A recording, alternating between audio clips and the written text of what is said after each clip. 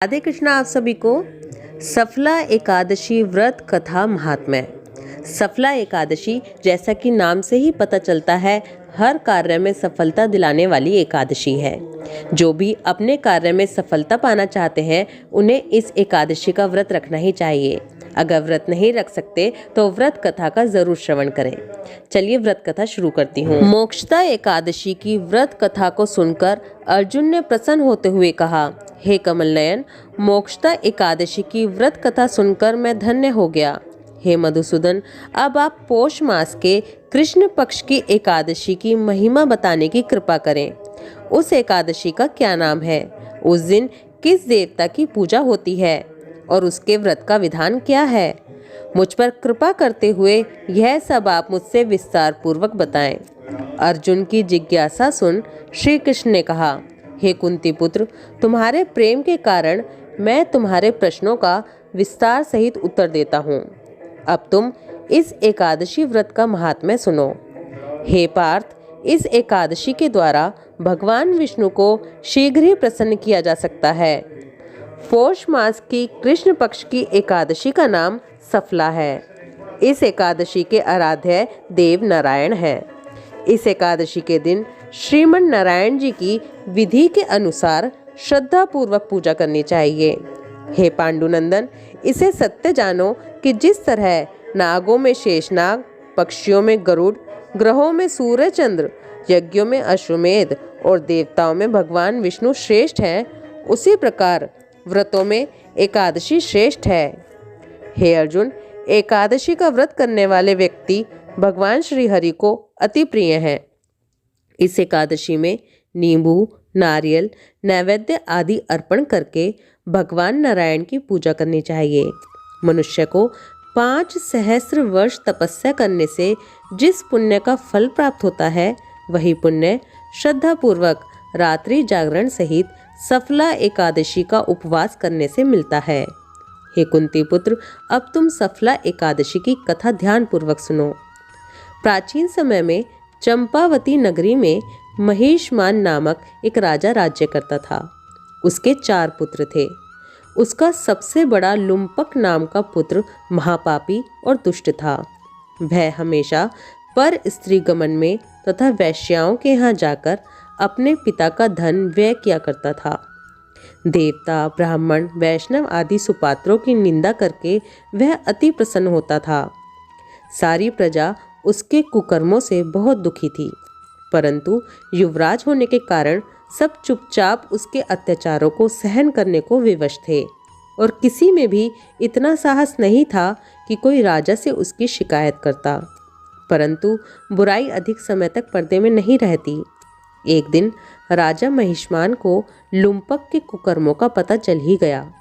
तब राजा अत्यधिक क्रोधित हुआ और उसने लुम्पक को अपने राज्य से निकाल दिया। पिता द्वारा त्यागते ही लुम्पक को और सभी ने भी त्याग दिया। अब वह सोचने लगा कि मैं क्या करूं, कहाँ जाऊं। अंत में उसने रात्रि को पिता के राज्य में चोरी करने की सोची। वह दिन में राज्य से बाहर रहने लगा और रात्रि को अपने पिता की नगरी में जाकर चोरी तथा अन्य बुरे कर्म करने लगा। रात में वह जाकर नगर के निवासियों को मारता तथा कष्ट देता। वन में वह निर्दोष पशु पक्षियों को मारकर उनका भक्षण किया करता था। किसी किसी रात जब वह नगर में चोरी आदि करते पकड़ा भी जाता तो राजा के डर से पहरेदार उसे छोड़ देते थे।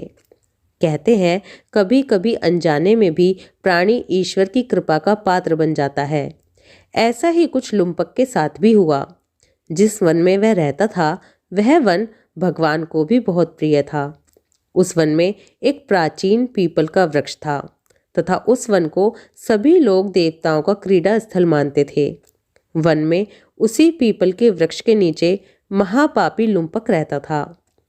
कुछ दिन बाद पौष मास के कृष्ण पक्ष की दशमी के दिन वस्त्रहीन होने के कारण लुम्पक तेज ठंड से मूर्छित हो गया। ठंड के कारण वह रात को सो न सका और उसके हाथ पैर अकड़ गए।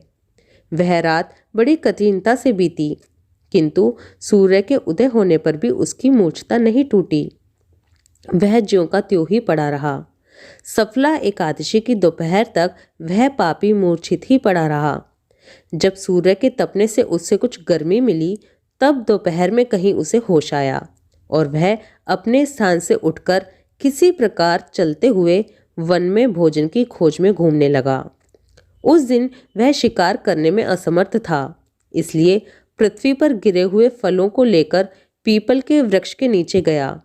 तब तक भगवान सूर्य अस्ताचल को प्रस्थान कर गए थे। भूखा होने के बाद भी वह उन फलों को ना खा सका, क्योंकि कहाँ तो वह नित्य जीवों को मारकर उनका मांस खाता था और कहाँ फल। उसे फल खाना तनिक भी अच्छा नहीं लगा, अतः उसने उन फलों को पीपल की जड़ के पास रख दिया और दुखी होकर बोला, हे ईश्वर, यह फल आपको ही अर्पण है, इन फलों से आप ही तृप्त हो। ऐसा कहकर वह रोने लगा और रात को उसे नींद नहीं आई। वह सारी रात रोता रहा। इस प्रकार उस पापी से अनजाने में ही एकादशी का उपवास हो गया। उस महापापी के इस उपवास तथा रात्रि जागरण से भगवान श्रीहरि अत्यंत प्रसन्न हुए और उसके सभी पाप नष्ट हो गए।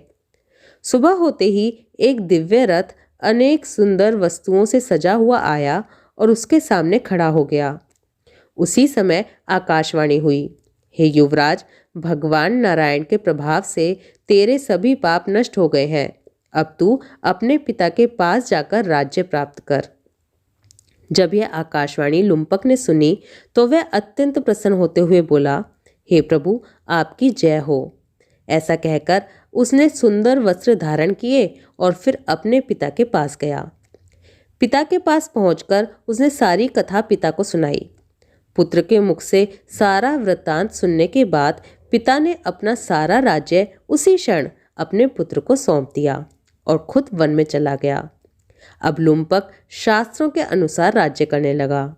उसकी स्त्री, पुत्र आदि भी श्री विष्णु के परम भक्त बन गए। वृद्धावस्था आने पर वह अपने पुत्र को राज्य सौंपकर भगवान का भजन करने के लिए वन में चला गया और अंत में परम पद को प्राप्त हुआ।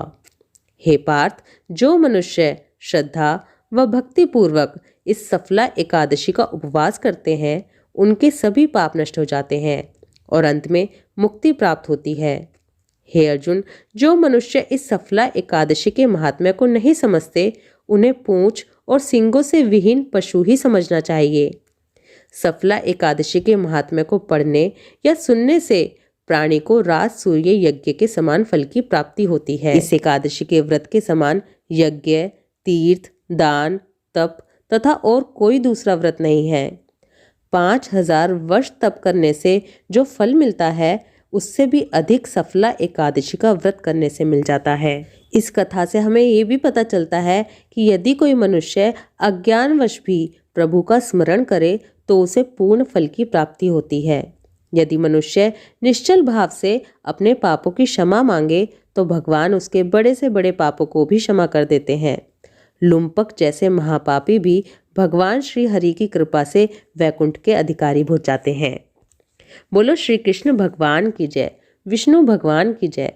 ओम नमो भगवते वासुदेवाय। राधे कृष्णा।